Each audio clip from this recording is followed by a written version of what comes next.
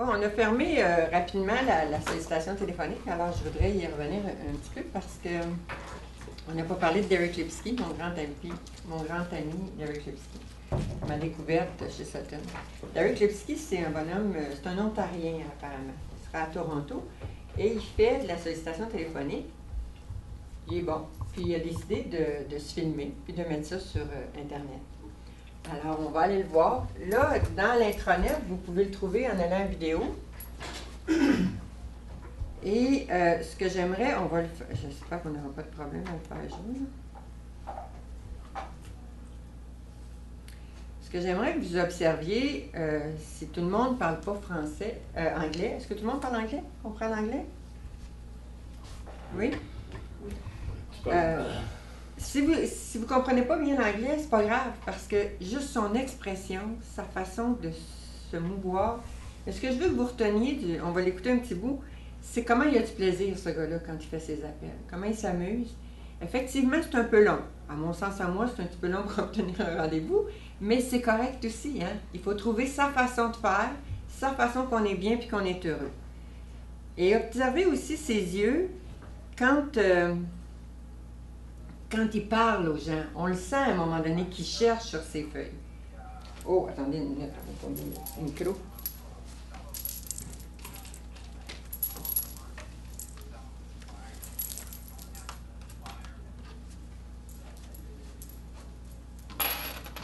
Je veux pas.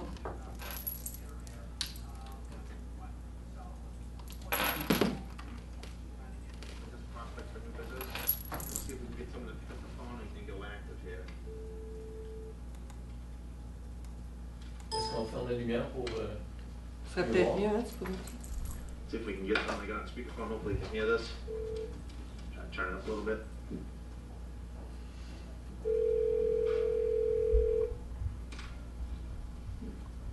Hello?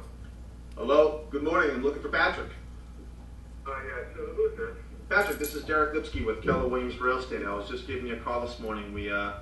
I noticed that your home had popped up the market as expired listing last night, and I was calling to see if you had sold the home or was still for sale. No. Geez Louise, I mean, did my number come up on the list or something? Yeah, actually, you know, I'm not allowed to call you before your home comes off the market, so I saw it pop off, and I just wasn't sure if you had sold the home or it was something that was still for sale or what was going on with it. No, you know, I don't know. Can you call me back a little bit later this afternoon? Oh, yeah, certainly. I can give you a call back. Did you still want to sell the home, Patrick? I don't know. We've been on the market for quite some time. I don't know what we're going to do now. Well, you know, let me ask you this because I know the neighborhood you're in. I saw the property was on for 6 months, so I understand why you're thinking about taking a break. I mean, that makes sense to me. In the time you were on the market, have you received any offers? No. Ouch. Okay. Well, at the home sold for you, where were you planning to move next? Well, I'm moving back to San Diego. Oh, San Diego. That's exciting. What takes you to San Diego? Job transferred me out here, and now I've got to move back to San Diego. Okay, so back to San Diego because of a job transfer. Gotcha. And what's the time frame to get back to San Diego? Well, I was supposed to be back there 30 days ago, but they went ahead and gave me a 60-day extension. Okay, so you got 60 days to get back to San Diego. Yeah. Okay. Well, you know, I guess I'm just curious. You know, I've seen the price of the home, how long it's been on the market, and all the rest of it. How did you pick the last agent you listed with? You know, it was a buddy of mine.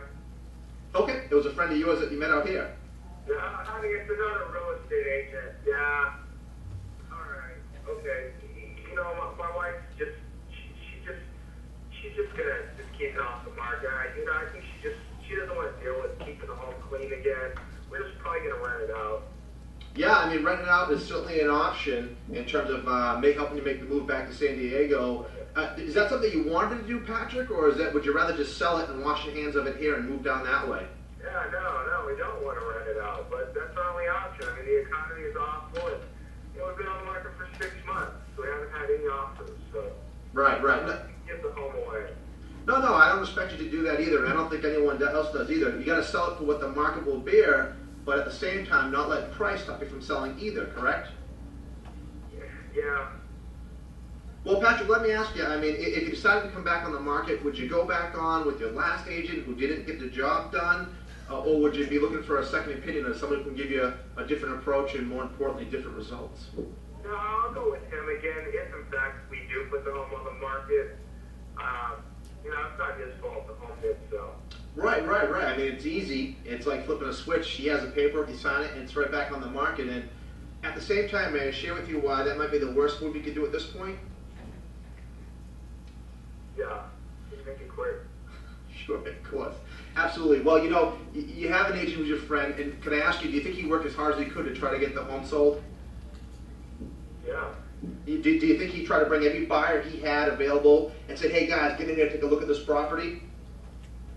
Absolutely. And I'm sure you probably think he had every agent in his office saying, if you guys get any buyer in this price range, show this house first, right?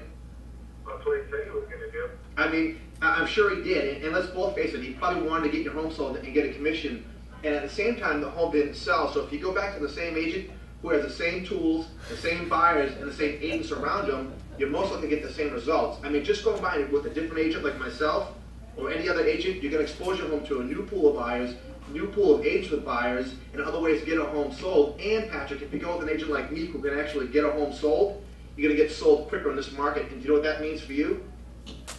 What? More money. Yeah. So what I'd like to do is come down and take a look at the home today at 5 and get an idea of what you're working with, just to give you a second opinion so you can see for yourself if what I'm doing is different than what you're doing. If not, you can either go back to the same agent. It doesn't cost you any time doing that, right? No, it doesn't. All right, I can be by there today at 5 or tomorrow at 6 be better for you. Why don't you go by tomorrow and talk to my wife about it? Patrick, I'm going to go ahead and do that. Now I have your number here. I'm going to come by there tomorrow at 6, talk to you and your wife, and I might have some questions later on. Is it all right if I call you back for questions? Yeah, no problem. Thank you, Patrick. See you then. You're welcome. Bye-bye. Il est-tu bon? Okay. So that was a call of a seller. Now what happened was there, he was going to go back with his friend, and I actually had to, soften that up a bit because Bon, là, je vais l'arrêter parce qu'on est en formation. Sauf que... There's an issue there, and I'm sure Voilà. that's issue. Il y en a un autre qui s'appelle Derek Lipsky. Tu veux-tu ouvrir la lumière, s'il te plaît? Juste celle d'en arrière, on va regarder celle-ci quand même. Derek Lipsky Jumped. Je ne le ferai pas jouer parce que d'habitude, je fais l'exercice avec lui. Ce bonhomme-là, vous devriez, pas coucher avec, là, mais presque, l'avoir dans votre lit, l'écouter le soir avant de vous coucher, le matin en vous levant. C'est une inspiration. Puis celui-là, il est tranquille. D'habitude, il est pas mal plus volubile que ça. Il fait le fou, il regarde la caméra, il s'amuse comme un enfant. Et toutes ces petites phrases-là là, qui font qu'il réattrape le client, il réattrape, ça va rentrer dans votre système. Là. Puis à un moment donné, ça va être facile. Ça va être facile. Ça ne sera pas exactement comme lui. Ça va être selon votre personnalité. Mais toutes les phrases qu'il dit sont toutes bonnes. Et c'est toujours ça qui revient comme objection de la part du client. Et il y en a des meilleurs que celui-là. Là. Il y en a, là. Écoute, tu peux pas croire qu'il est rendu là, puis ça fait 6 fois qu'il se fait dire non. Puis, ah oui, je te comprends. Puis là, il repart. Puis il répète toujours l'objection du client. Il repart. Mais c'est... Je l'adore. Alors voilà pour Derek, c'était ma conclusion sur la sollicitation téléphonique. On le sait, c'est vrai que c'est difficile, mais c'est faisable. Mais c'est comme dans n'importe quoi, il faut travailler. Hein? Êtes-vous d'accord avec ça? La promesse d'achat. Alors hier, on a vu le contrat de courtage, on a pris un contrat de courtage. Et puis là, maintenant, on est de garde et on rencontre des acheteurs. On va d'abord voir les premières consignes.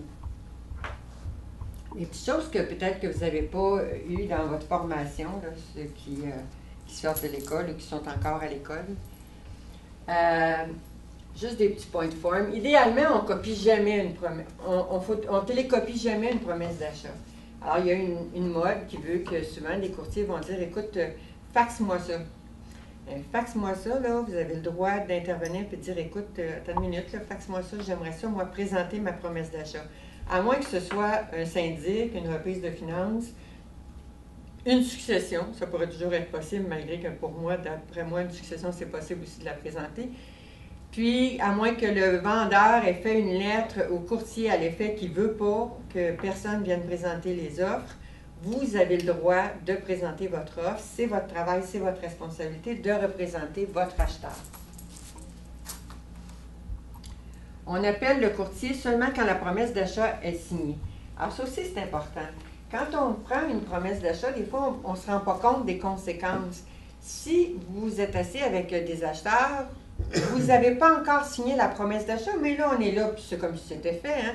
On est devenus des grands amis, ils sont en amour avec la maison, on est en processus, puis tout à coup, il manque une information. Vous appelez l'agent inscripteur, puis vous dites, l'air de rien, j'ai une promesse d'achat, est-ce que tu pourrais m'envoyer la déclaration du vendeur, par exemple? Si lui comprend que vous avez une promesse d'achat à présenter puis qu'elle est signée, ça peut déclencher chez lui un processus bien différent s'il y a un autre téléphone. Si quelqu'un d'autre téléphone pour dire, moi, j'ai une promesse d'achat à présenter, il va répondre à l'autre, ah ben c'est bien correct, mais moi aussi, j'en ai une autre, il y a un agent qui vient de m'appeler. Mais elle n'est pas signée, votre promesse d'achat. Et tant qu'elle n'est pas signée, vous n'avez pas de promesse d'achat. Parce que dans les 5 minutes qui vont suivre, juste au moment où vous allez venir pour faire signer, l'acheteur pourra dire Madame recule d'un pas, puis elle dit sais-tu quoi? Je pense qu'on va prendre la soirée pour y penser. Alors là, à ce moment-là, juste une seconde, ce que ça a déclenché chez l'agent inscripteur, il a dit à l'autre qu'il y avait une autre promesse d'achat, ça déclenche une bonification, puis là, c'est plus gérable. Oui. Le nombre de fois, j'avais des acheteurs à qui j'ai montré une maison. On l'adore, on l'adore, on l'adore. On revient vous voir à 1h. On va juste prendre une petite collation. On va manger quelque chose. On sera ici, votre bureau, à 1h pour signer la promesse d'achat. Vous avez tout préparé, la promesse, l'annexe, le ci, le ça. 1h, 1h15, vous téléphonez. Une fois, 2 fois, ils ne répondent même pas au téléphone, ils se sauvent. Ils ont changé d'idée dans l'espace de 30 minutes. Exactement. Ça tu parles des acheteurs. fréquemment, oui. Les acheteurs. Alors, ça arrive régulièrement. Alors, il ne faut jamais annoncer à un courtier inscripteur « J'ai une promesse d'achat pour ta propriété » si elle n'est pas signée. D'accord?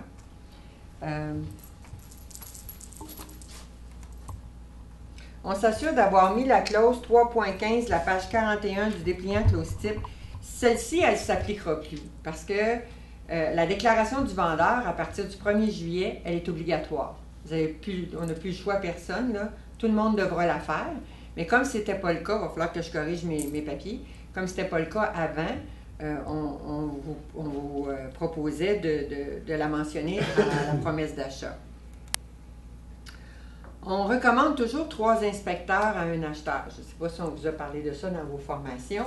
Peut-être François vous en a parlé la semaine passée, de l'importance de toujours recommander 3 inspecteurs à un acheteur.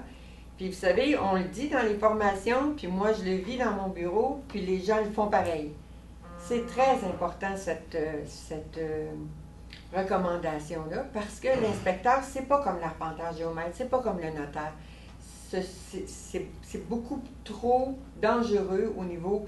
Écoutez, la structure de la propriété, là, ça implique beaucoup de choses. Alors, si vous ne voulez pas être pris en conflit, même vous pouvez aller sur le CAA, il en recommande des inspecteurs. Si vous êtes à court d'inspecteurs, il en recommande, prenez ceux-là. Vous envoyez votre client sur le CAA. Plusieurs promesses d'achat versus bonification. Est-ce que vous comprenez? Y a-t-il quelqu'un qui peut me dire ça veut dire quoi, ça?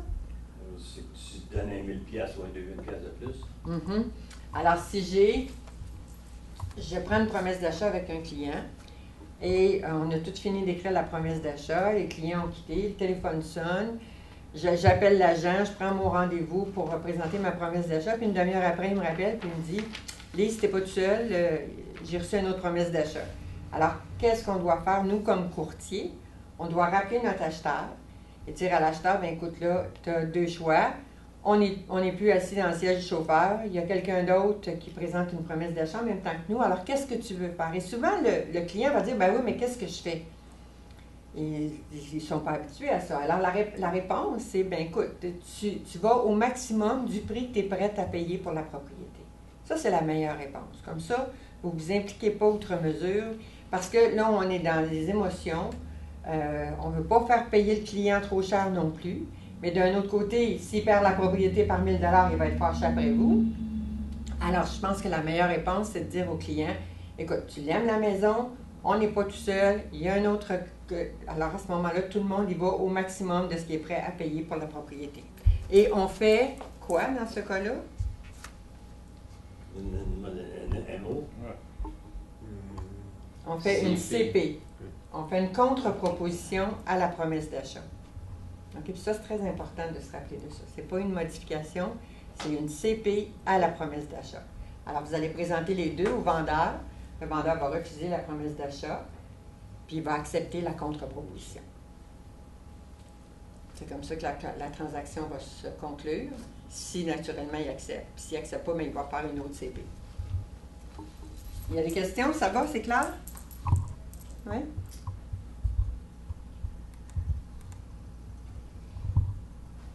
Alors, vous avez vu la présentation d'une promesse d'achat avec Anne Léger. Puis Anne vous a probablement expliqué, parce qu'en général, on vous l'explique, qu'on a des façons différentes de présenter des promesses d'achat. L'idée de vous en parler dans les formations de débutants, c'est simplement que quand vous allez faire vos premières promesses d'achat, vous ne soyez pas déroutés puis vous sachiez pas mal quoi faire.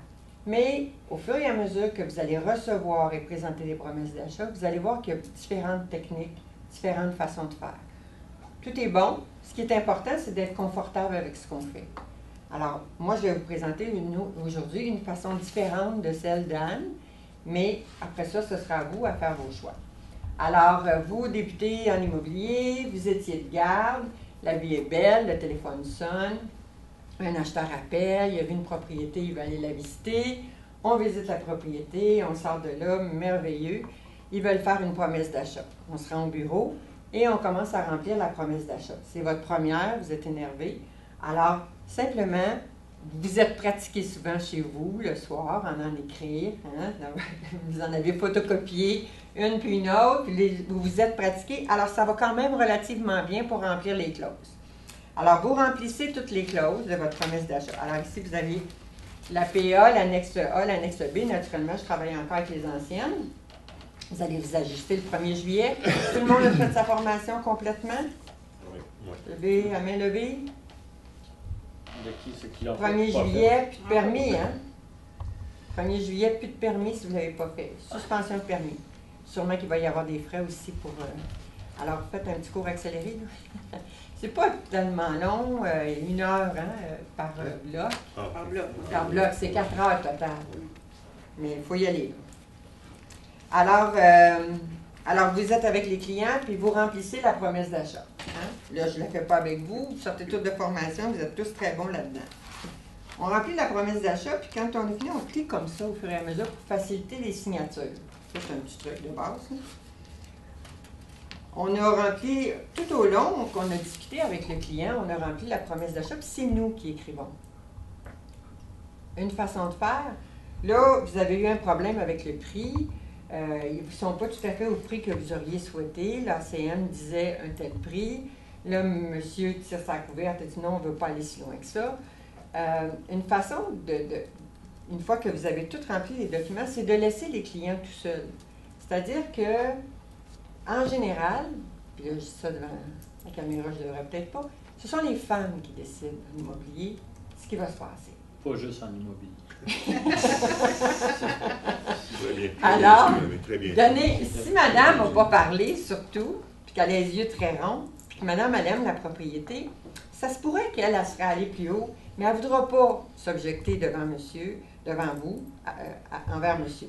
Alors, vous pouvez aller prendre un café, une fois que tout est écrit, puis une chose aussi importante, c'est permettez-leur de lire la promesse d'achat qu'ils vont signer. C'est-à-dire, tu dis, regardez là, on l'a tout complété, je t'ai dit un coup d'œil, moi je vais aller chercher du café, je vais revenir dans 2 minutes. L'avantage, c'est que d'une part, ils ne pourront jamais vous dire qu'ils ne l'ont pas lu, de leur donner l'opportunité de regarder à nouveau tout ce que vous avez écrit, et des fois, madame, elle va dire, quand vous sortez, écoute-moi bien, mon ami, là, moi je la veux, la cabane, puis madame, elle a dit qu'on était trop cher. Je pense qu'on devrait baisser. Et ça peut vous aider. OK? On devrait monter. Excuse. On devrait monter. Alors, ça peut vous aider à faire le travail par quelqu'un d'autre. Et c'est pas rare. OK? C'est pas rare qu'il va se faire des explications entre les deux, puis ça peut être avantageux pour vous. D'autre part, comme je vous disais, ils vont avoir eu l'opportunité de lire ce que vous avez écrit. Alors, vous revenez, là, bon, ben, dépendant de ce qui s'est passé entre les deux, vous faites signer vos documents par monsieur, madame, et vous, là, vous allez remettre les copies. Vous vous souvenez, vous allez donner la dernière copie. Les personnes qui doivent avoir des copies claires, c'est l'agent inscripteur qui va avoir l'original et vous. Alors, gardez-vous la deuxième pour vous, de façon à ce que votre copie soit claire.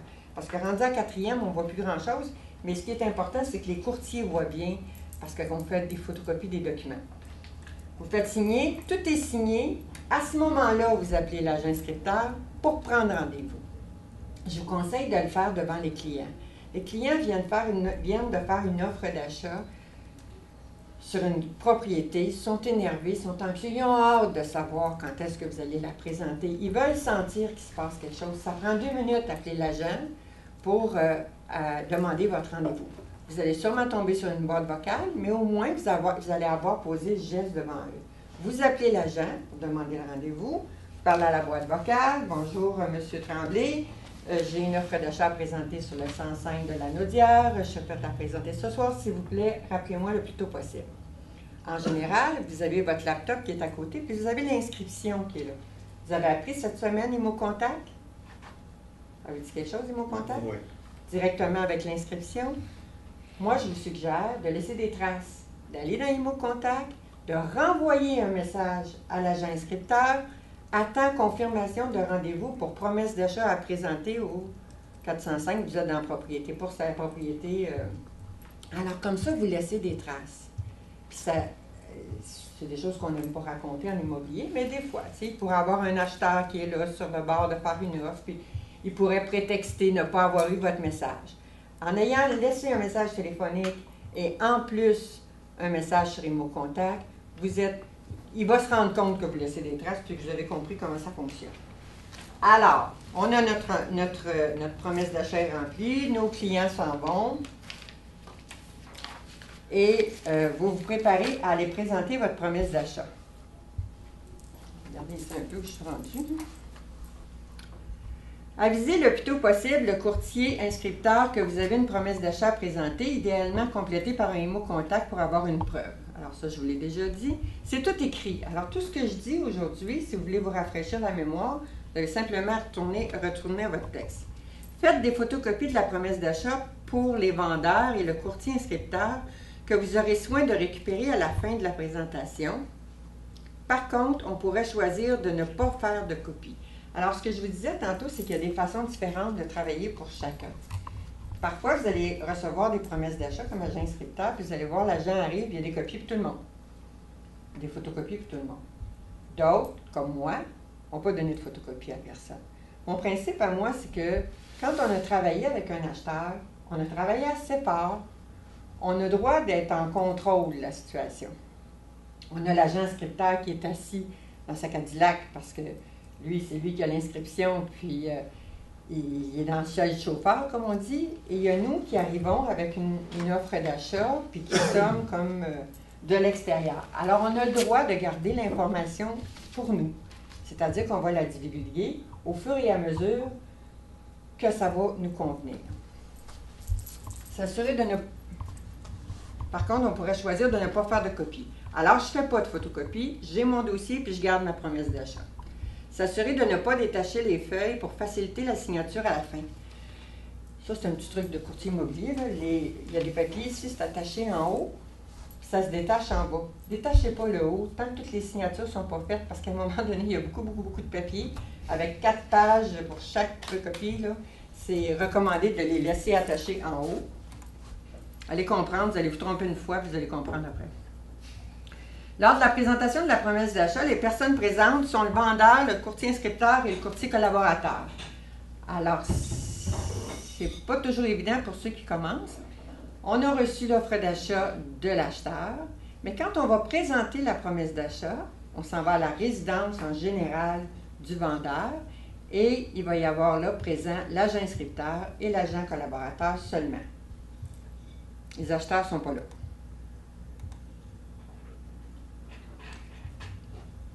il y a eu une période où les acheteurs n'étaient pas loin. On dit, il y a différentes écoles de pensée qui disent, on n'amène pas les acheteurs proches de la propriété pour ne pas mettre de pression aux vendeurs en lui disant, les acheteurs sont dans le stationnement, puis si vous voulez qu'on règle ça tout de suite. Ça dépend des périodes, puis ça dépend des marchés. Je dirais que dans les marchés comme actuellement, non, c'est pas le genre de choses qu'on ferait. Mais dans les années 2000, à la vitesse que les propriétés se vendaient, à la vitesse que ça arrivait, les promesses d'achat, oui, on le faisait. Et c'était pas l'idée, c'était pas de mettre la pression sur le dos du vendeur, c'était simplement que les acheteurs soient proches de la propriété si on devait faire signer des papiers rapidement pour conclure la transaction. Alors moi, je me souviens de l'avoir fait régulièrement même, et de ne pas dire aux vendeurs que les acheteurs étaient là, mais à la fin, quand les signatures étaient faites, je pouvais lui dire, savez-vous quoi? Les acheteurs sont juste là-bas, on va faire signer, on revient avec l'accusé-réception, puis c'est réglé, puis là, on part avec les conditions. Alors, c'était plus comme ça que ça se passait que de vouloir mettre de la pression. Mais il y a peut-être certains courtiers qui ont utilisé ça pour mettre de la pression sur les vendeurs en leur disant, l'acheteur est juste là, on peut régler ça tout de suite. À l'arrivée chez les vendeurs, s'assurer que le courtier inscripteur est déjà arrivé, sinon attendre dans la voiture, à son arrivée, lui demander s'il a besoin de temps avec ses clients. Ça, c'est une question d'éthique. Vous arrivez pour présenter une promesse d'achat. L'agent inscripteur n'est pas arrivé. Vous n'avez pas vu de BM ou de Mercedes en avant de la porte. Puis là, vous dites, bon, je ne suis pas sûr que le courtier inscripteur est arrivé. Et c'est important de ne pas rentrer dans la maison si l'agent inscripteur n'est pas arrivé. Pourquoi? Parce qu'il va se créer un malaise. Si l'agent inscripteur arrive, vous êtes déjà dans la maison, vous avez commencé à jaser avec les clients, il y a des informations qui ont pu se donner et lui n'est pas au courant.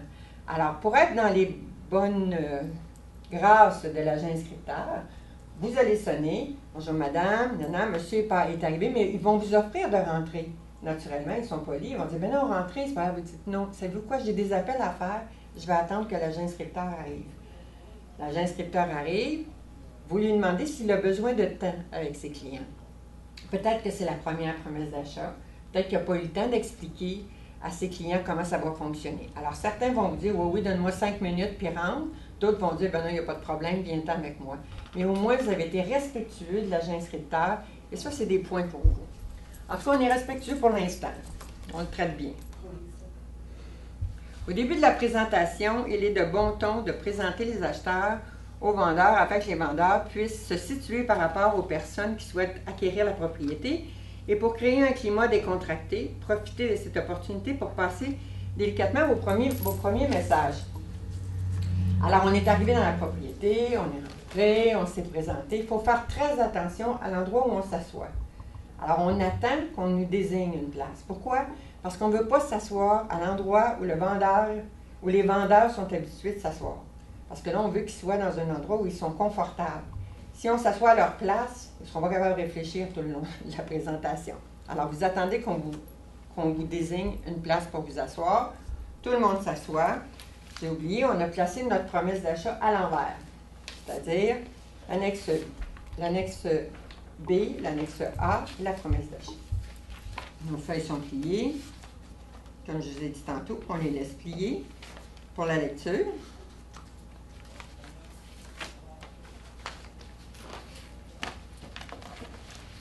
Et on s'assoit. Alors, il est de bon ton de présenter les acheteurs. Peut-être que ça fait une semaine et demie que vous avez visité. Les gens se souviennent vaguement. Peut-être que c'est la veille.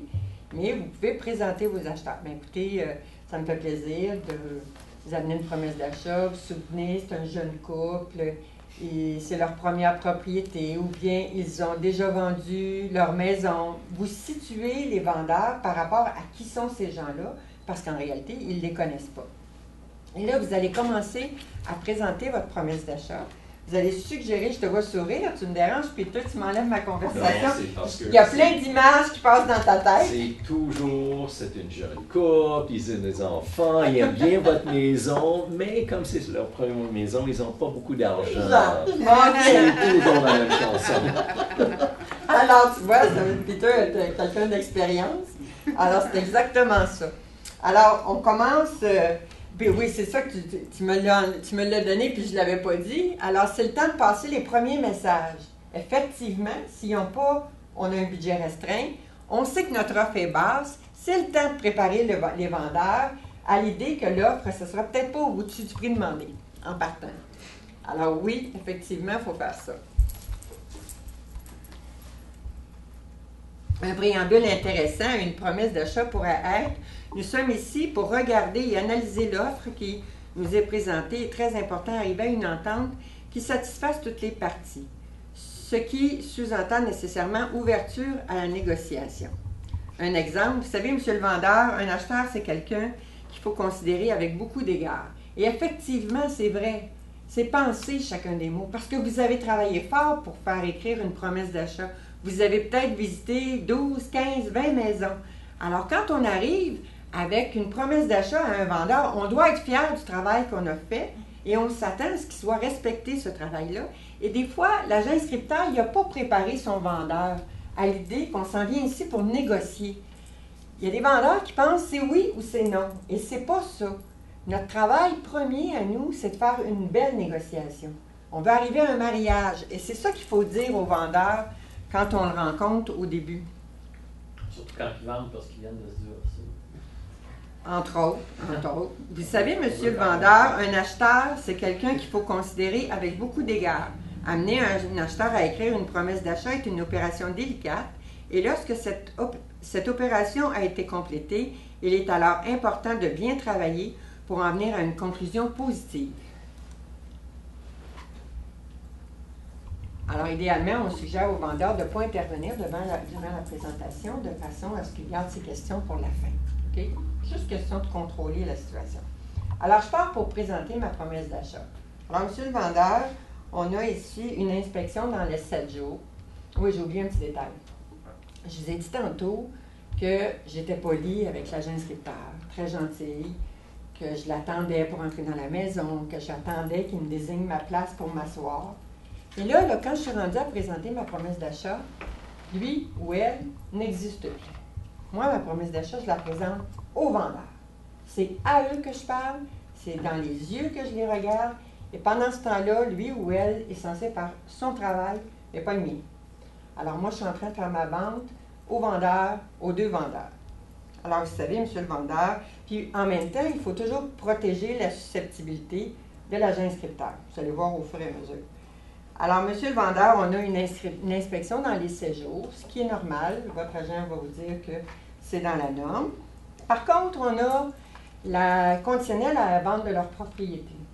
J'ai déjà inscrit la propriété, parce que si vous faites une offre d'achat et qu'il y a une conditionnelle à la vente d'une propriété, je vous suggère très fortement qu'elle soit déjà inscrite, soit avec un autre agent si vous n'avez pas le choix, mais que vous preniez l'inscription. Parce que présenter une promesse d'achat conditionnelle à la vente d'une propriété puis qu'elle n'est pas inscrite, vous travaillez pour rien. Et si vous êtes agent inscripteur, vous devriez la refuser.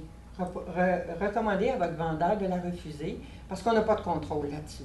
Et ça, ce n'est pas avantageux pour le vendeur d'avoir une condition de cet ordre-là. Alors, on a une condition de vente de la propriété, mais écoutez, elle est déjà inscrite, et puis on a mis 60 jours pour vendre la propriété, puis on pense que ça devrait bien aller. On est dans le prix. Madame, on n'a pas de... Oui. Est-ce que vous présentez les comparants pour la maison de l'acheteur pour montrer que vous êtes dans le prix ou non? Bien, j'en parle un petit peu plus loin. Excusez. Je pars avec ma promesse d'achat, puis après ça, je l'explique. On n'a pas de solde de prix de vente, on n'a pas de balance de vente. On a une date d'occupation pour le 1er juillet.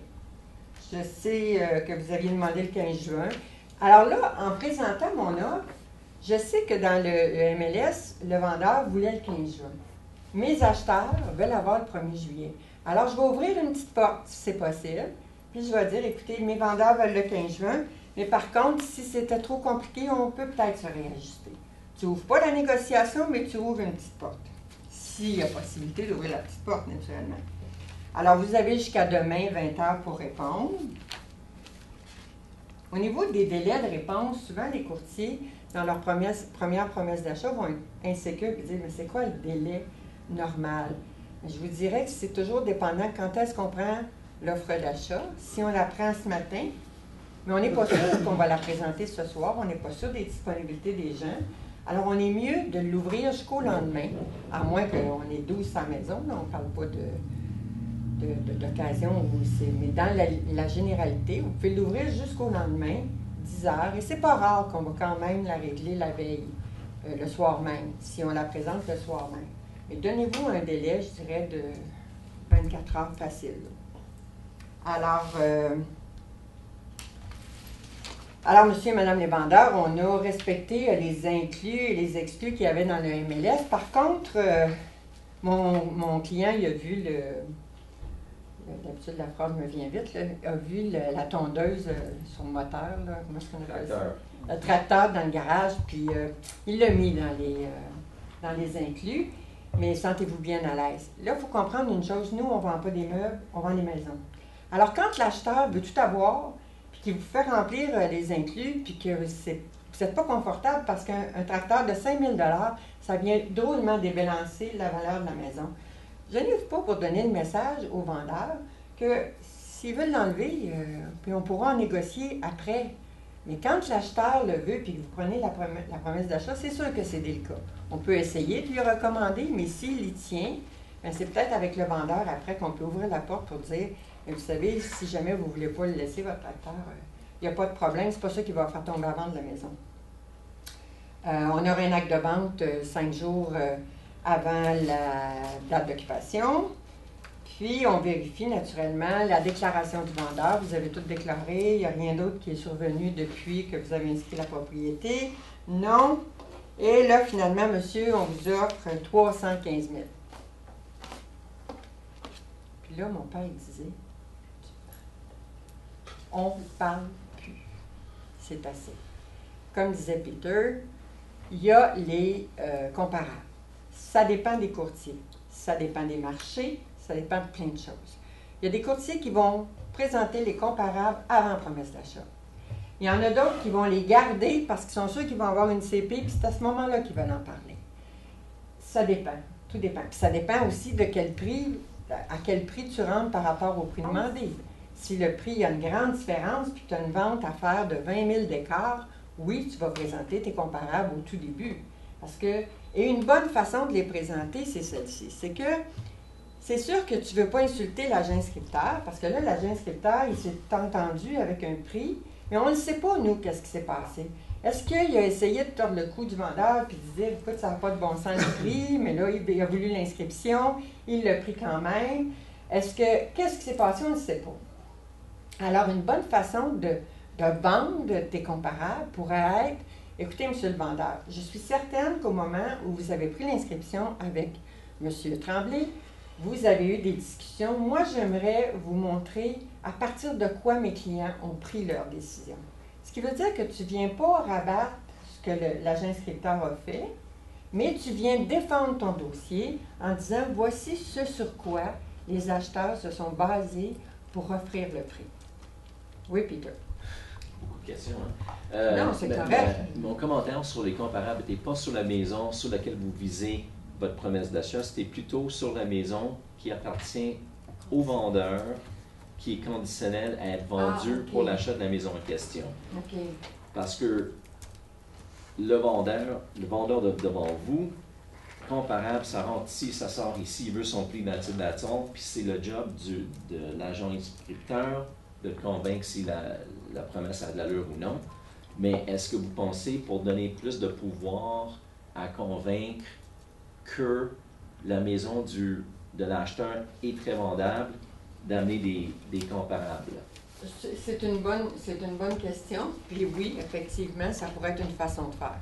Normalement, tu vas montrer l'inscription à l'agent inscripteur pour qu'il puisse évaluer rapidement, sans faire nécessairement...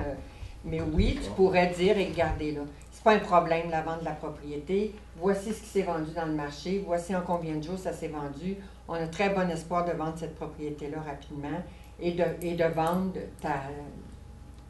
ta vente éventuelle de la propriété au vendeur. Oui, effectivement, tu as raison, on peut le faire.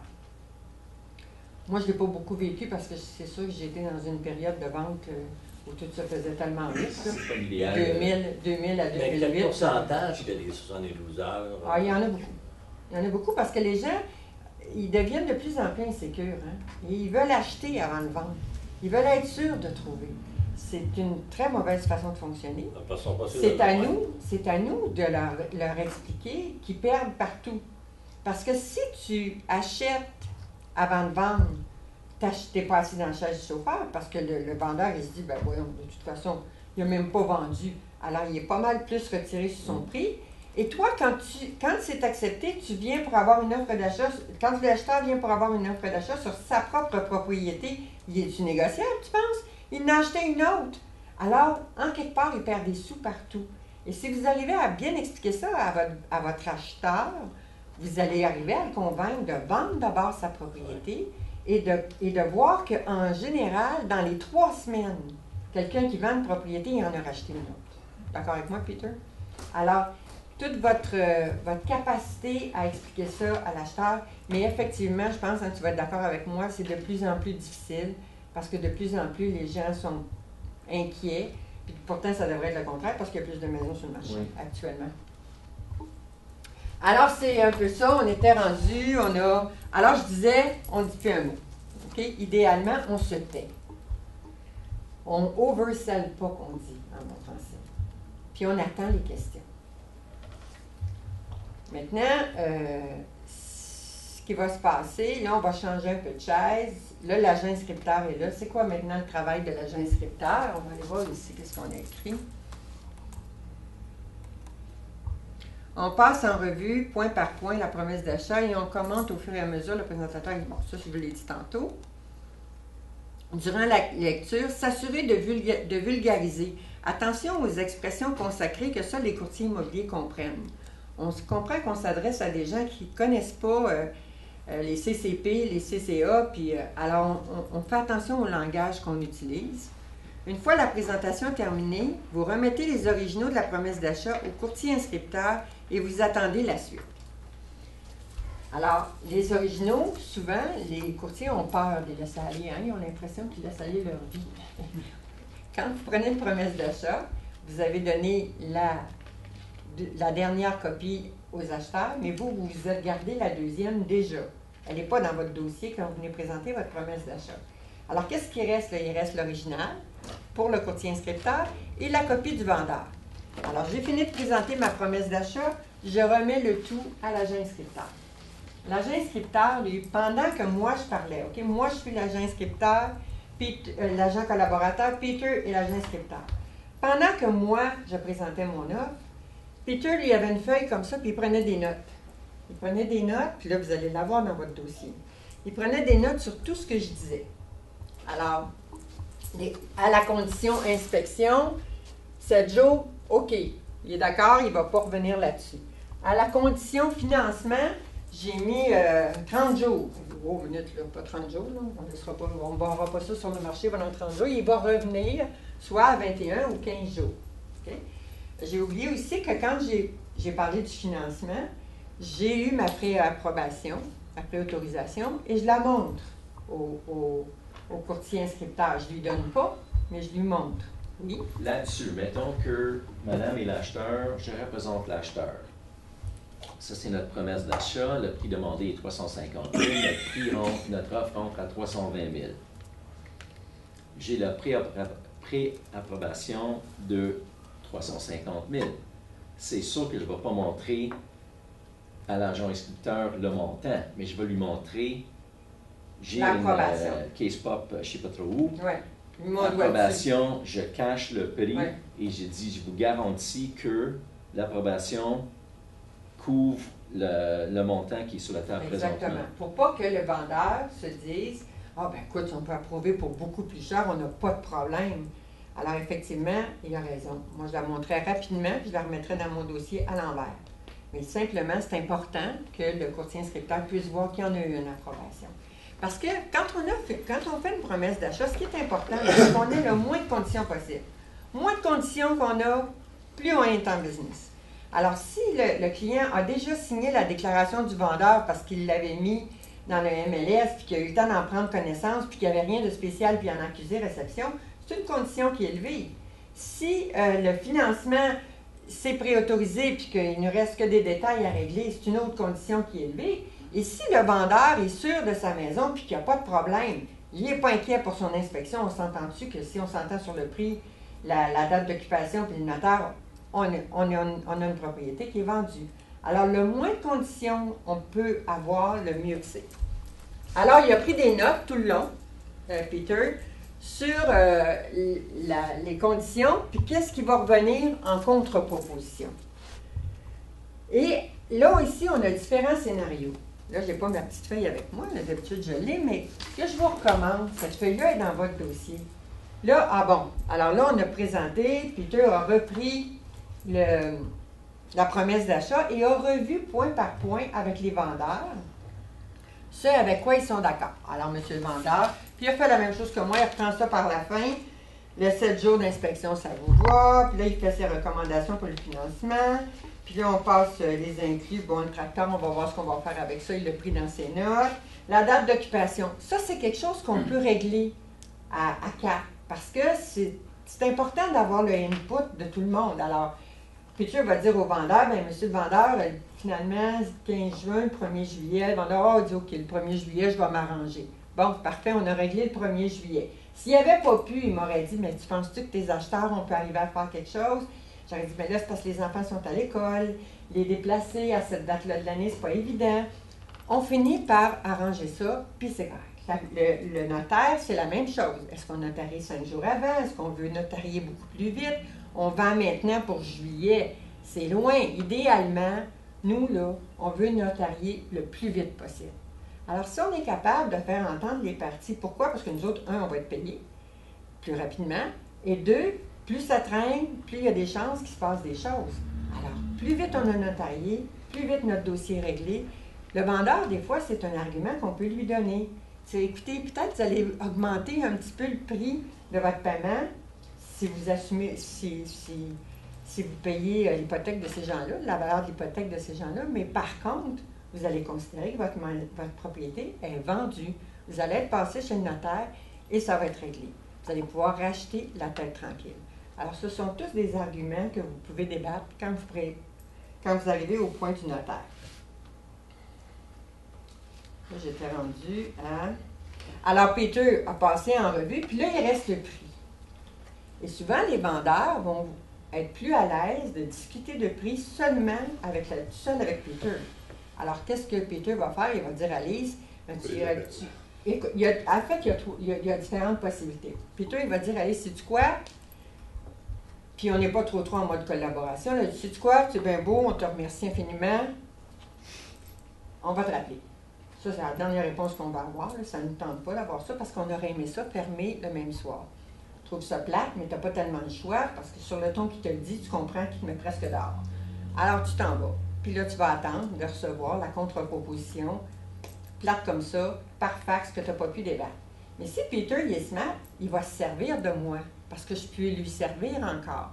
Alors, il va me dire, Lise, écoute, donne-nous quelques minutes. Le vendeur aurait voulu jaser avec moi, puis on va regarder ce qu'on peut faire au niveau du prix. Alors, moi, je vais sortir, je vais m'en aller dans ma voiture, puis je vais faire des appels. Puis quand il va être prêt, il va me rappeler. Il ne faut pas se sentir outré, au contraire, il faut être très heureux de se faire demander. Puis l'hiver, il vous envoie dans le sol. Fait que, inquiétez-vous pas, là. Il ne vous retourne pas dans votre auto, puis l'été, il vous envoie dehors.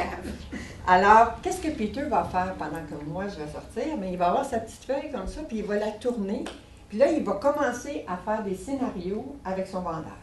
Bon, c'est le vendeur, 315 000, moins la rétribution, les taxes, les autres dépenses.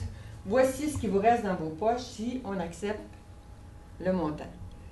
Là, le vendeur va dire, ben non, Peter, je t'avais dit que je voulais tant. Puis là, bien, on fait différents scénarios, différentes possibilités pour voir à combien on va revenir en contre-proposition. Puis là, bien là, ça se passe entre Peter et les vendeurs. Avez-vous des questions là-dessus? Pendant ce temps-là, moi, je vais prendre mon souffle. Puis un verre d'eau. Avez-vous des questions si ça va bien? Ça va bien. Ça va bien. Arrivez-vous à voir le tableau pas mal? Puis, vous savez, il ne faut pas être énervé, hein? Il faut juste essayer. C'est une discussion, c'est une négociation. On prend son temps, on ne met pas de pression sur personne. On est là pour jaser, pour que les gens prennent une décision éclairée. Alors, on prend son temps, on jase.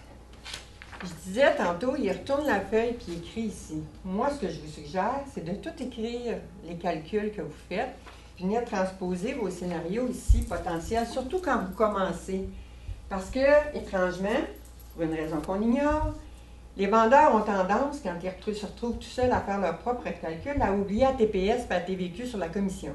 Puis quand ils arrivent chez le notaire, puis que là, le montant n'est pas pareil, ils disent, ben là, tu m'avais jamais dit que je payais la TPS puis la TVQ sur la commission. Oh, minute, oui, je lui ai dit, là, tu peux sortir ta petite feuille parce que tu apportes toujours ton dossier chez le notaire, puis tu peux dire, regarde, on l'avait écrit ici, la TPS puis la TVQ, monsieur le vendeur. Ah, tout à coup, il y a un éclair qui vient. Puis ils se souviennent qu'effectivement, parce que les ajustements chez le notaire ne sont plus les mêmes. Hein. Il y a des choses qui rentrent en ligne de compte, les ajustements de taxes. C'est jamais aussi clair que le montant qui était là. Alors oui, des fois, il faut donner des précisions. Et tout ce que vous avez écrit, noir sur blanc, ben voici, on revient à tel prix, voici ce qui va vous rester. C'est important que ça rentre bien dans le cerveau de tout le monde. Alors là, j'ai fait, je me suis assise avec, Peter s'est assis avec ses vendeurs, a jasé de prix, puis on peut faire ci, puis on est arrivé, le vendeur dit non, écoute bien là, je te comprends là, mais on revient à, on était à 315 là? Oui. 310. On revient à 310. Alors, qu'est-ce qu'il va faire, Peter? Il va dire, là, je suis arrivé trop vite, là, ça c'est pas bon. Peter, ça va pas bien. Il n'a pas réussi à convaincre son vendeur de descendre le prix davantage. Mais, comme il est agent inscripteur, il n'a pas intérêt à abîmer trop son vendeur. Parce que lui, il veut me faire travailler, puis il veut faire travailler tous les bons agents collaborateurs qui travaillent les acheteurs. Nous, on est des petits canards qui sommes bien tranquilles au-dessus, mais qui se faisons aller les pattes en dessous. Et lui, il est assis dans le siège du chauffeur, il est agent inscripteur. Alors, c'est à moi à travailler. Alors, s'il est smart, il va me faire travailler davantage. Alors, il va dire au vendeur, allez chercher Mme le chasseur. Puis là, il commence à écrire sa contre-proposition. Qu'est-ce qu'il va faire? Il va prendre son temps. Parce que là, il va me relancer la balle. Alors, moi, je reviens dans la maison. Puis là, il va me dire, bon, écoutez, Mme le chasseur, on a discuté, M. le vendeur et moi, et on revient 310 000. Pas question d'aller plus bas. Alors, qu'est-ce qu'il me dit? Il n'y a pas rien d'écrit, là. Si tout est écrit, puis j'ai juste à signer, ou partir pas signer, mais partir avec mes papiers, il n'y avait pas de place à jaser, puis il n'y avait pas de place à la collaboration. Mais il peut dire, Lise, je t'annonce qu'on est à 310 000. Puis là, tranquillement, il commence à écrire sa contre-proposition. Le nom du vendeur, le nom de l'acheteur, la clause de financement, qu'on est allé de 30 jours à 21 ou 15 jours. Et moi, assise dans ma chaise de collaborateur, qu'est-ce qu'il faut que je fasse? Bien voyons, M. Tremblay, vous n'êtes pas sérieux? Vous ne me revenez pas avec ça à 310 000. Je vous ai montré les comparables. Je vous ai expliqué quel prix ça s'est vendu. Puis là, je repars. Et je réessaie d'amener le client vendeur à la réalité du marché. Et c'est ça votre travail. C'est ça que vous devez faire. Et c'est dommage quand un agent collaborateur, un agent inscripteur ne se sert pas du collaborateur pour amener le vendeur à la réalité du marché. Mais moi, mon travail, c'est ça. Monsieur le vendeur, je vous l'ai expliqué. L'achèteriez-vous, votre propriété, à ce prix-là, quand vous savez qu'il y en a 3 identiques à la vôtre qui se sont vendus 300, 305? Vous comprenez bien que, donnez-moi des outils, donnez-moi des arguments pour mon acheteur. Qu'est-ce que je vais lui dire à mon acheteur avec tout ce que je vous ai montré? Dites-moi qu'est-ce que je dois lui dire. Ça aussi, c'est une autre façon de parler. Puis là, je lui parle, je le regarde dans les yeux. Puis là, la caméra devrait se couper. À un moment donné, il va dire, parce que lui, là, Peter, il est là, puis il attend, là, il a le crayon prêt, il est rendu au prix. Il attend qu'on finisse de négocier encore. Quel prix qu'il va mettre? Peut-être qu'il va venir m'aider, puis qu'il va dire, mais là, monsieur le vendeur, c'est quoi que j'écris, là? Puis là, il va répondre, OK. Là, je descends à 305, là. Mais ça, c'est mon dernier prix, là. Venez plus me voir, là. Venez pas, madame le chasseur, qu'une CP, là. Non, puis il ne dira pas une CP, lui. Il va dire une contre-proposition. Venez pas avec ça. Mais vous avez amené le vendeur à faire un autre pas. Et c'est ça notre travail. Ça fait-tu image dans votre tête? Oui. C'est comme ça que ça se passe, une négociation. Et c'est ça qu'on aime. C'est ça qu'on aime parce que Le vendeur, il n'est pas dans la réalité. Et nous, notre travail, c'est de bien travailler, d'avoir les bons arguments pour l'amener dans la réalité. Et quand on parle de collaboration, dis-moi je me trompe, Peter, c'est de ça qu'on parle. Il faut que l'agent inscripteur, on n'est pas contre le vendeur pour l'acheteur, on est pour le marché. Et les propriétés doivent se vendre au prix du marché. Et c'est notre façon de s'exprimer, notre connaissance du marché, nos arguments, nos analyses, tout ce qu'on peut avoir comme documentation qui va amener à un mariage. J'ai 2 questions. La première question, si le prix demandé est 350 000, la valeur marchande au PIF 330 000, votre offre rentre à 250 000, comment vous présentez cette promesse-là? Ben écoute, impossible d'une minute et demie, là. Si le prix est tellement différent, premièrement, je dirais jamais c'est une offre de départ. Jamais. Je dirais pas ça. Ah non? Non, je présente mon offre, puis je me croise les 2 bras, puis j'attends. Même si c'est si bas que ça. Oui, parce que C'est bien chanceux, je t'ai fait une offre. Mais vous savez que tu peux juste ça vaut écouter la 2 à réaction. 3,30. Tu peux juste écouter la Peut-être. réaction. Premièrement, si tu rentres à 250 sur 350, tu arrives avec des comparables. On s'entend? Tu arrives avec des comparables. Si tu n'en as pas des Si tu comparables, n'en as pas non. des comparables, Parce que c'est en pas fait, réaliste ton offre. si tu arrives avec 250 sur 350, ou il y a un problème avec l'acheteur, ou il y a un problème avec le vendeur. Là, je La sais valeur pas. marchande est 3,30, ça veut dire que le problème est avec l'acheteur, c'est L'acheteur, définitif. il veut un deal, il cherche un deal. Oui. Tu dis rien. T'attends. Puis là, Ok. tu laisses moi, en tout cas, je laisserais réagir le vendeur. Puis dépendant de sa réaction, je dirais, écoutez, monsieur le vendeur. Là, ici, là, on dit, tu sais, moi, je pense Est-ce que qu'il faut vous que ce soit avouerez- convivial. Tu sais. Est-ce que vous avouerez que c'était pas une bonne offre? Non, moi, je ne Jamais. jamais rien. Ben non, parce que Ok. qui je suis, moi, pour C'est dire que une c'est pas une bonne bonne offre? Parce C'est que une c'est parce que une c'est une offre, offre. c'est une offre. Une valeur marchande, c'est à un moment donné précis. Et ce jour-là, tu as une offre. Là, Non, c'est- moi, j'avouerais pas. T'es Jamais. pas loin, Question, là, de- Est-ce que vous parlerez à l'agent inscripteur avant pour Non. lui donner une idée, pour que Non. vous travaillez ensemble? Moi, je dis jamais rien à l'agent inspecteur. Je suis très, puis tu peux le voir de la façon dont je présente mes offres, je garde mon information. Parce qu'elle appartient au vendeur puis à l'acheteur. Elle n'appartient pas à l'agent inscripteur. Et la contre-offre n'appartient pas au collaborateur. Ça appartient au vendeur et à l'acheteur, cette information-là. Et moi, quand je présente mon offre à 250 000, je ne sais pas ce qui est arrivé la veille avec sa femme, qui a décidé que c'était fini, qu'elle partait, puis que là, la maison elle vient de dropper de 40 000, puis tu n'es même pas au courant comme agent inscripteur. Alors moi, là, je présente mon offre, puis j'attends. Ça se peut qu'il me mette dehors, mais... Puis là, s'il ne réagit pas trop, je vais me réajuster, puis je vais dire, écoutez, à un moment donné, je vais dire, écoutez, on a une offre ici, je travaillais fort pour avoir cette offre-là, ces gens-là sont intéressés à votre propriété, on est là pour faire un mariage. Qu'est-ce qu'on peut faire? Qu'est-ce que vous en pensez? Et le premier qui parle, perd. Tu laisses parler l'autre, puis là, dépendant de comment il revient, c'est sûr qu'il peut vouloir te mettre dehors. Écoute, s'il te met dehors, tu as ta Peut-être la réponse. réponse, mais oui. Tu as ta réponse. Mais s'il est C'est clair. hésitant, ça veut dire qu'on est en chemin pour négocier. Alors, je vais lui dire quoi? Je vais lui dire, écoutez, là, s'il me dit, voyons donc, ça, parce que c'est en général la réponse, ben voyons donc, ça n'a pas de bon sens, tu n'y as pas pensé, tu peux pas me. Avec un prix comme ça, j'ai mis ça sur la maison, j'ai mis ça. Tu le laisses aller.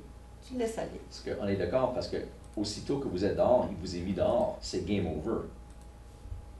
Oui, monsieur rare. Je me suis jamais fait mettre dehors. Puis j'ai été dans des périodes. Moi, j'ai commencé en 97.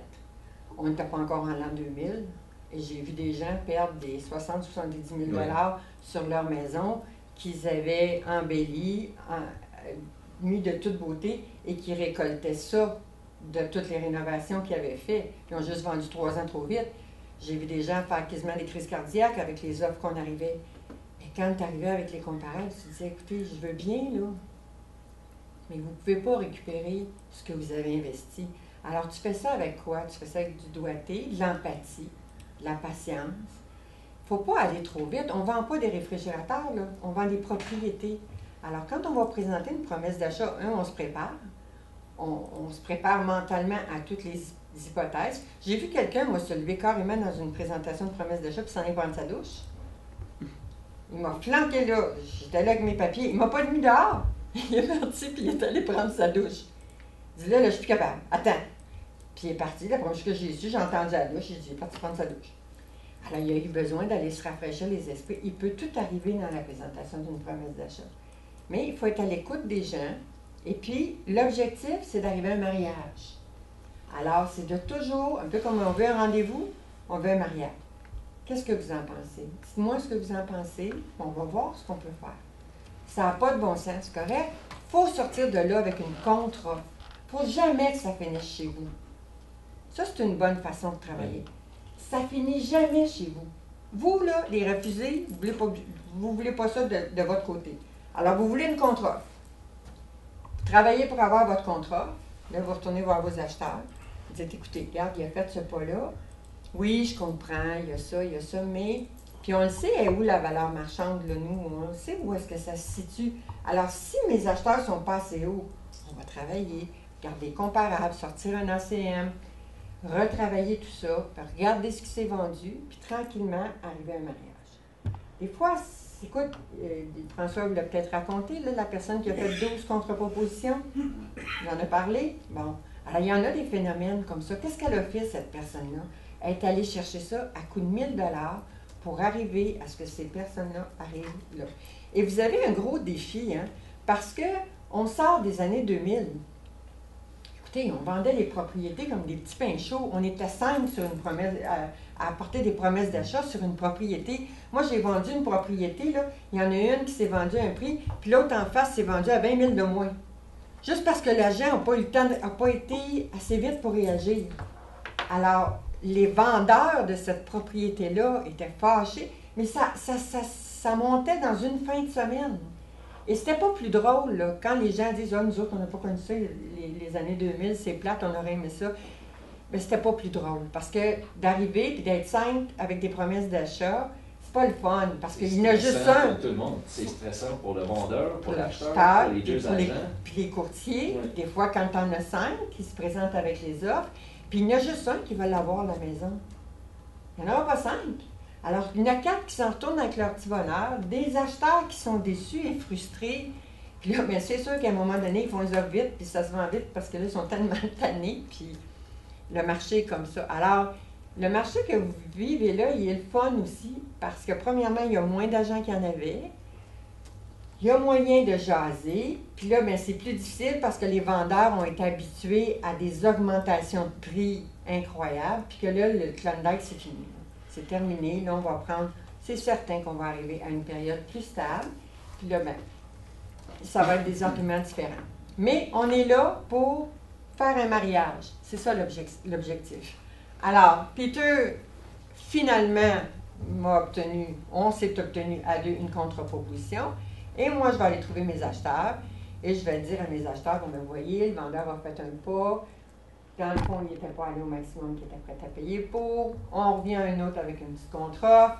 Je reviens voir mon vendeur. Je m'en vais présenter ma CP. Je ne vais pas la donner à Peter pour qu'il la présente à ma place. Je vais retourner aux armes et me battre, même s'il m'avait dit, le monsieur, je ne veux jamais te revoir avec une autre contre-proposition. Là. Ça, c'est mon dernier prix.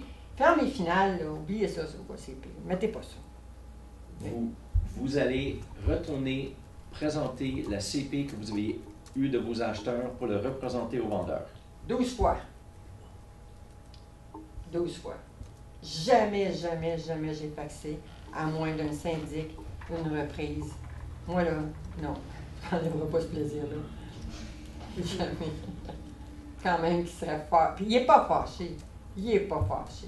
J'ai jamais eu ça envers moi comme agent instructeur, puis je ne l'ai jamais fait comme agent collaborateur.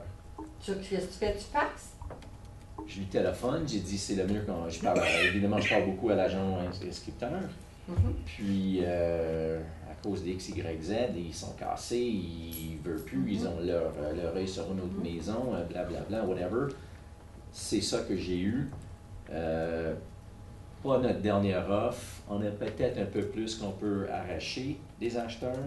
On met ça. Puis, je le présente demain, mais j'irai pas chanter la même chanson que je viens de chanter il y a 2 jours au vendeur. Ah, ben moi, je vais y retourner. c'est Parce ça. que les arguments sont déjà placés sur la table. Mais Ce tu sont les sais mêmes pas ce arguments. qui se passe. Tu sais pas si ton agent inscripteur n'a pas eu un autre acheteur et qu'il va peut-être pas vendre ton idée aussi bien que toi. Tu Mais représentes s'il y les a un autre acheteurs. acheteur, il est obligé de vous dire qu'il y a une autre promesse sur la table. Ah oui, ce que je veux dire, c'est qu'il peut y avoir quelqu'un qui n'a pas fait d'offre encore, mais qui a dans sa mire, Ouais. là, puis qui pense qu'il peut avoir un intérêt. Le vendeur, lui, il a pu se passer des choses dans sa vie, entre hier et ce matin. Il a pu se passer des choses dans sa vie que l'agent inscripteur ne connaît pas. Moi, j'ai vu une fois, ça c'est une expérience que moi, j'ai pas vécue, que j'ai fait vivre à quelqu'un d'autre. J'ai un nouveau courtier, et puis il commence. Il fait sa première promesse d'achat. Il fait affaire, l'agent inscripteur est un vieux routier qui n'est pas un cadeau, qui est fonceur, qui lui fait de la vie dure. Alors moi, je dis à il vient me voir et dit, écoute, j'ai une promesse d'achat, puis il dit, c'est tel agent qui est agent inscripteur, puis il dit, j'ai peur, puis il dit, regarde, on va faire une première affaire, tu vas l'appeler, puis tu vas lui dire que tu commences, puis tu vas lui dire que tu espères qu'il va t'aider. C'est ce qu'il a fait.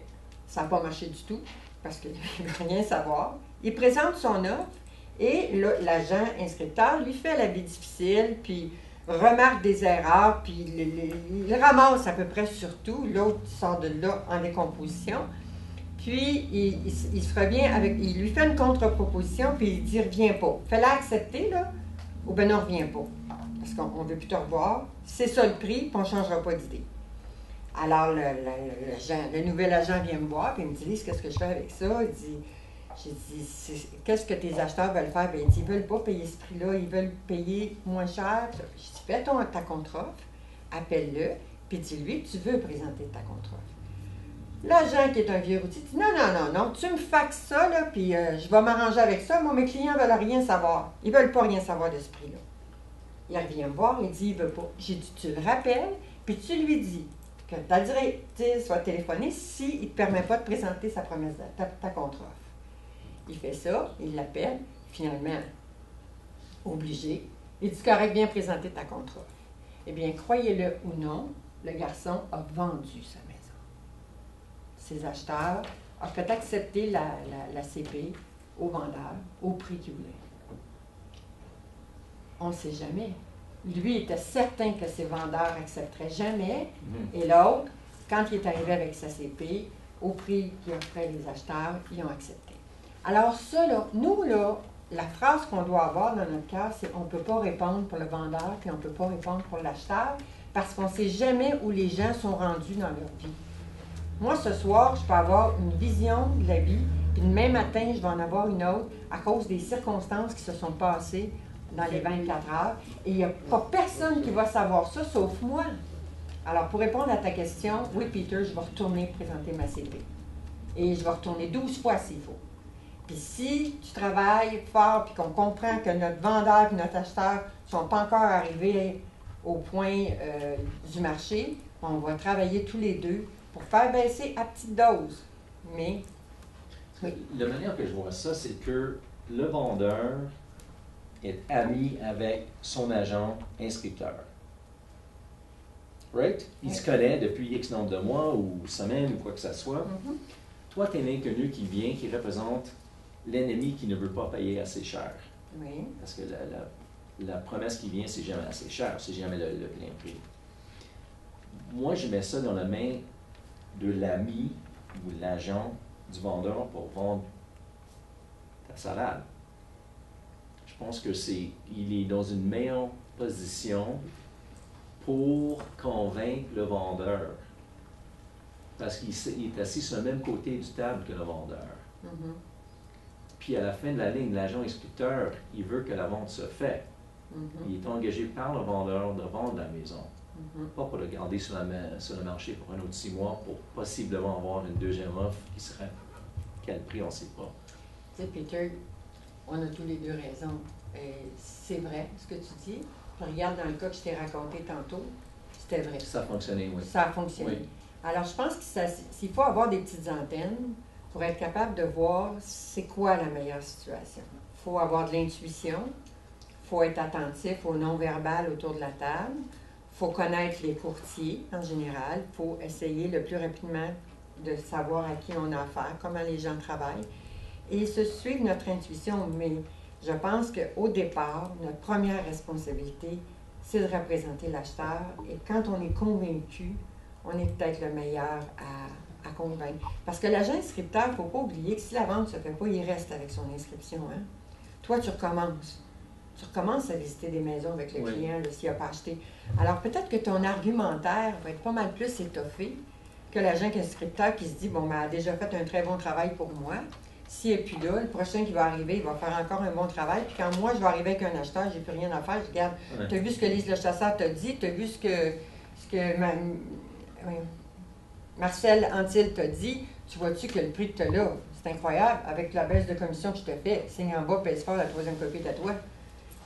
On est d'accord là-dessus, Peter? Oui. Alors, on est toujours les meilleurs pour aller défendre les intérêts de notre acheteur. Je pense que ça doit être comme un point d'honneur qu'on doit se faire. Alors, je suis allée voir mes acheteurs, finalement, et Peter a tellement bien travaillé, j'ai tellement bien travaillé, mes acheteurs disent, c'est le prix qu'on voulait payer. Alors, c'est accepté. On a une transaction qui est maintenant en cours. Vous avez ici un petit document que je vous propose très fortement d'imprimer et d'utiliser tout le temps. Parce que ça, c'est le point de départ pour que le dossier se passe bien. C'est la feuille de route. Moi, ça m'a pris des années à trouver ça. Ça, c'est Bardagy. Vous connaissez M. Bardagy? Hein, tout le monde connaît M. Bardagy? J'y ai volé. J'y ai volé. Je l'ai vu. Il était retourné. Je dis, je vais apprendre.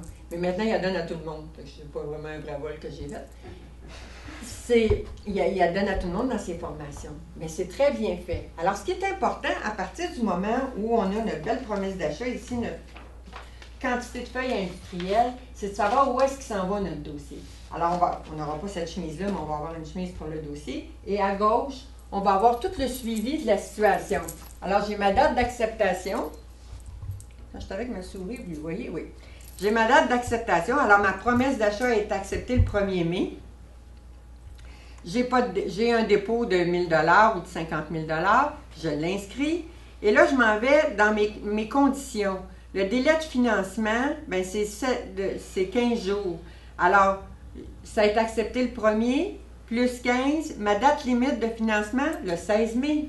Là, j'highlight même en jaune. Alors, je suis toutes mes dates comme ça. Puis quand j'ouvre mon dossier, je vais vous donner un exemple. Des fois, il y a des courtiers qui viennent me voir, là, qui me disent, Lise, ça va mal.